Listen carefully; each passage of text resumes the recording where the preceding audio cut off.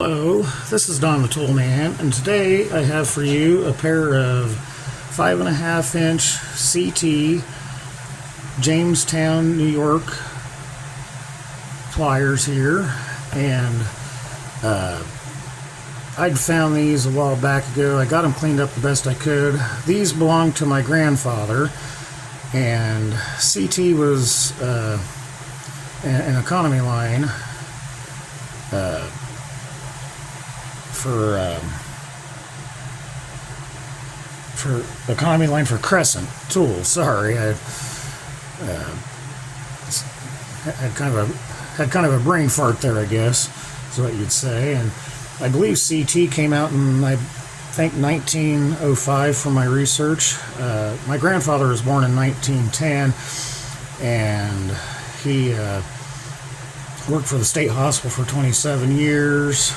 He was a farmer also and stuff, and he bought his first car, and it was a 27 Chevy, and he paid cash money for it. I believe he said he paid $750 for it. So I kind of wonder if he didn't carry these around with him. I'm not sure. These are fairly old, and as you can tell, the handles are bent here. He wasn't a very big guy. He's probably 5'9", 160 pounds his whole life and stuff, but he from what I can remember, he was still pretty strong. So he did manage to get these bent. I mean, they still work good and stuff. I mean, there's still a little bit of rust here. I never fully took them apart and stuff, because I don't know how hard that was to get that off. It looks like that's been kind of painted over, and I really didn't want to go too hard into it on it. Maybe sometime I will, or soak it in some evapor rust and that. But as you can tell, it's still got the crosshatch pattern there. It's got some slight wear to it. I mean, and I'm sure he really used these and stuff. He passed away in 2004, and that's when I acquired these.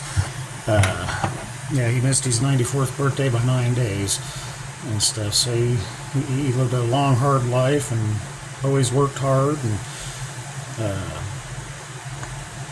I'd really learned a lot from him, and I'm just really glad that I was able to, hold on to these. I mean, a lot of his tools got kind of lost along the way, and so whenever I see something on eBay, or I see something, on my hunts, for tools, and if I can remember that's what he had, I'll make sure to grab it and stuff, because he had a lot of good tools. If it wasn't for him, I wouldn't know anything about J.H. Williams. I wouldn't have known anything about New Britain.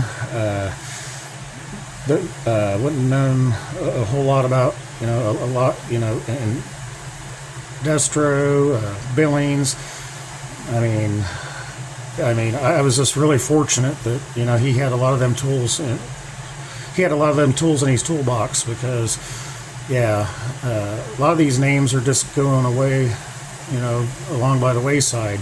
This younger generation, they just don't, they weren't familiar with it. They didn't grow up with it. They never heard the names. So, that's one good thing about these videos, and all of us that do them. We're out there getting the information out there, and we're just letting people know what good vintage tools were, and what they still are. I mean, I still use my vintage tools to this day, and without them, I think I'd feel pretty much lost. I mean,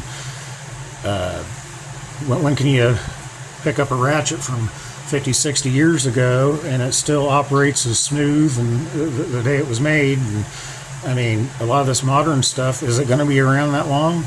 I don't know. I mean, I'm probably not going to be around that long. So, but I'm really assuming that they probably won't. I mean, quality is just not like it used to be and stuff. So, yeah, I'm just real fortunate to have these as part of my collection, and I use them from time to time, and they really come in handy, especially if I got to hold a nail and I'm driving a nail in something. I can, hold the nail there and hit it with the hammer and not have to worry about smashing my thumb. I'm pretty sure we've all done that before.